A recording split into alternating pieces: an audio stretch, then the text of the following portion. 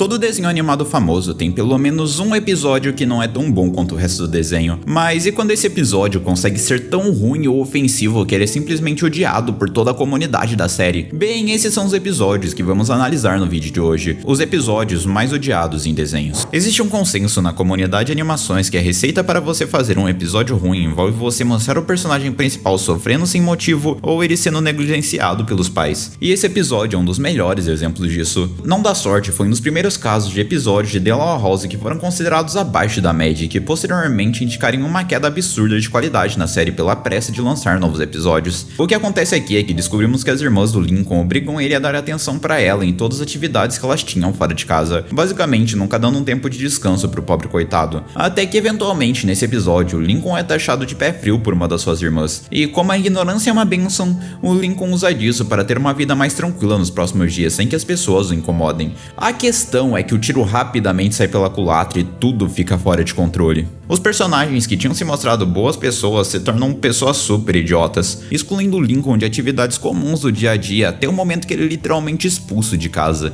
Tipo, por que isso deveria ser engraçado? O Lincoln só queria 5 minutos de paz e está literalmente sofrendo por isso. O pior é que nem o final do episódio salva, porque em primeiro lugar todo mundo nega o pedido de desculpas do Lincoln, e em segundo lugar, o Lincoln é obrigado a passar o resto da vida dele com uma fantasia de esquilo idiota porque a sua família acha que isso dá sorte.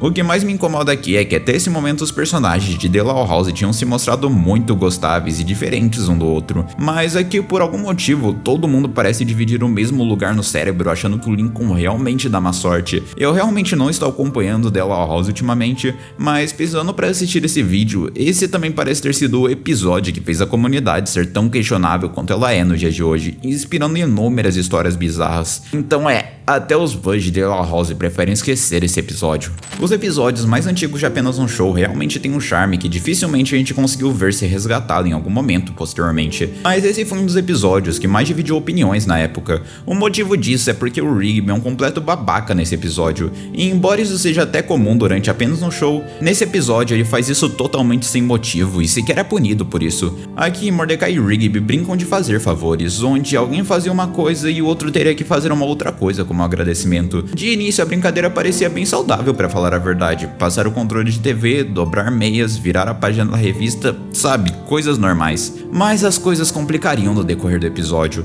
Aqui o Mordecai precisa de ajuda para sair com a Margaret, mas para isso acontecer o Rigby precisava aceitar um encontro duplo com Irene, ao qual os dois não eram tão próximos na época, e ao invés do Rigby simplesmente fazer essa pelo Mordecai, até porque até esse momento da série o pássaro tinha coberto muito o Rigby em momentos de dificuldade do Guaxinim, o Rigby pede abusivos 10 favores para aceitar a ajuda do Mordecai, e apesar disso ser ridículo, talvez fosse aceitável tendo em vista o tamanho dos favores até esse momento no episódio. O que irrita é que de agora em diante o Rigby usa dos seus 10 favores para arruinar completamente o dia do Mordecai com a Margaret, obrigando o Mordecai a fazer algumas atitudes de criança conforme o episódio passa. O pior é que quando o Mordecai decide confrontar o Rigby para entender o porquê o seu amigo estava apenas destruindo seu dia sem motivo, ele diz as revoltantes palavras de que ele só estava fazendo isso porque o Mordecai tinha estragado a vida dele. Tipo, em que momento da vida do Guaxinim o Mordecai apontou uma arma para ele e obrigou ele a aceitar aquele favor em primeiro lugar? Isso tirando o fato que ele levou completamente a seriedade dos favores de um momento pro outro sem motivo. E tudo só piora no fim do episódio, porque aparentemente você se rejeitar a fazer um favor significa o fim do mundo em Apenas um Show. E por causa disso, o Mordecai é obrigado a fazer sons estranhos enquanto faz uma dança esquisita na frente de todo mundo.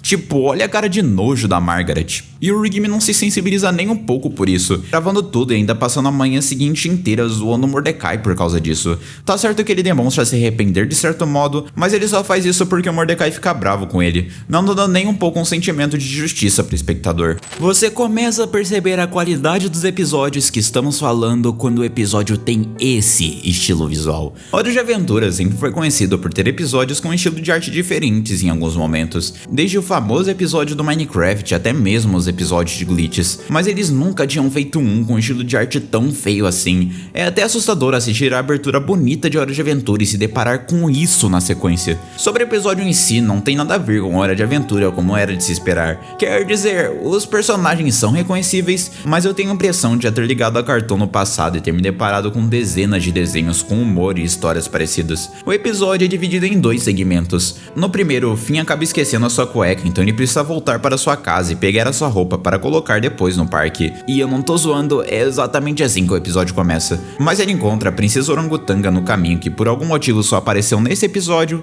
e precisa salvar ela dos papais chorões, que basicamente eram criaturas que faziam ela não conseguir parar de chorar. Eu não sei o porquê, mas o Finn aqui parece ter 2 neurônios, então ele faz a proeza de ser infectado pelos papais chorões também. Algo que eu achei curioso é que a princesa orangotanga dá uma moeda mágica pro Finn por ter salvado ela, mas quando o Finn chega no parque aquático, o Finn acaba derrubando a moeda no ralo e perde ela. Pra piorar, o roteiro segue como se nada tivesse acontecido, então é como se o episódio começasse agora. Aquele primeiro segmento foi completamente inútil. O resto do episódio então é destinado pro Finn e Jake zoando com a cara do Rigilado, o que pra ser sincero até que me tirou uma risada, mas é mais porque a sequência é tão ridícula e estranha que a ruindade dela me chamou a atenção. O pior é que o que mais me indignou aqui não foi nem o episódio em si, mas o momento em que ele se encontrava, porque a 6ª temporada de Hora de Aventura é uma das mais divididas. Ela é gigantesca e tem muitos episódios que são diferentes do resto da série, então as pessoas costumam ou amar ou odiar essa temporada. Eu sou um dos que odiaram, e depois de ver uma sequência de episódios tão sem graça,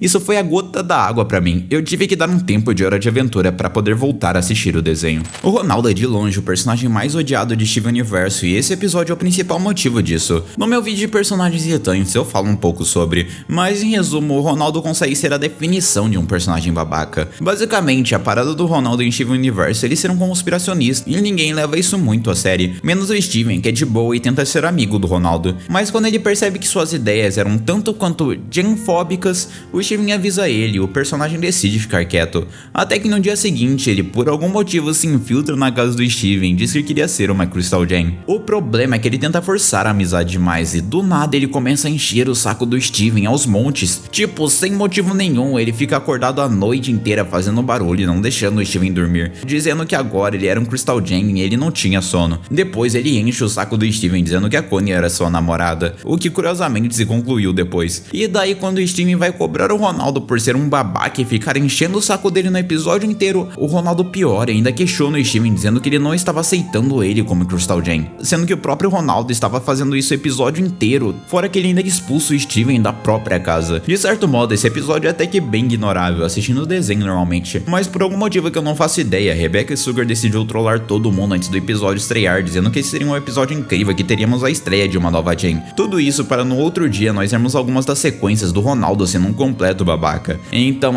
isso definitivamente foi uma decepção para os fãs de Steven Universe na época. Imagina que um dos protagonistas de um desenho que você mais tem pena por sempre estar sofrendo e que literalmente recebe fadas mágicas por nunca receber atenção bastante dos pais, recebe um episódio inteiro para dizer que a vida das pessoas seria melhor se ele não existisse. O mais bizarro é que mesmo com o time tendo suas controvérsias ao decorrer da série, não é que durante o episódio ele só faz boas ações e realmente se mostra uma boa criança, mas todo mundo se irrita e trata ele como lixo por causa disso, sendo que ele só estava agindo bem no episódio. Por retaliação então, ele deseja que nunca tivesse existido. O episódio então tem a cara de pau de mostrar todas as pessoas felizes estando nos seus melhores momentos da vida sem o time, com seus pais estando ricos, o Francis não fazendo mais bullying e até o Broker que por algum motivo está bem sem os seus surtos. O que irrita é que nem as coisas que deixam as pessoas felizes chegam a fazer sentido, tipo o AJ que aparentemente fica melhor sem o time porque agora ele tem cabelo, ou o Cosmo e a Wanda que são padrinhos mágicos do Chester e estão felizes porque ele está sendo um bom garoto, exatamente a mesma coisa que o time estava fazendo no início do episódio e ele foi ridicularizado por isso. Isso só piora, por algum motivo o episódio quer fazer o espectador pensar que o time é o causador de todos os problemas do mundo. O mais bizarro é o Jordan condenando o coitado do time por fazer boas atitudes no episódio, dizendo que ele estava fazendo elas apenas para receber a admiração das pessoas, sendo que isso não faz o menor sentido.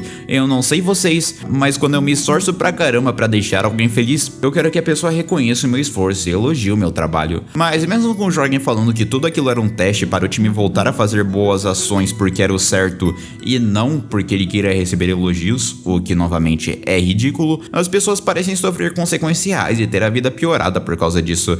É realmente frustrante assistir esse episódio. Mais um fim de vídeo. Eu tô passando aqui nesse final pra pedir a inscrição de vocês, porque a gente tá quase chegando nos 100 mil inscritos, então se você gosta de conteúdo de desenhos animados, se inscreve aí que você não vai se arrepender. Aliás, dar um like nesse vídeo e comentar um episódio que você odeia em algum desenho animado também me ajudaria bastante. No mais, muito obrigado por me ver até aqui, muito obrigado mesmo por serem incríveis, e eu te vejo no próximo vídeo. Tchau!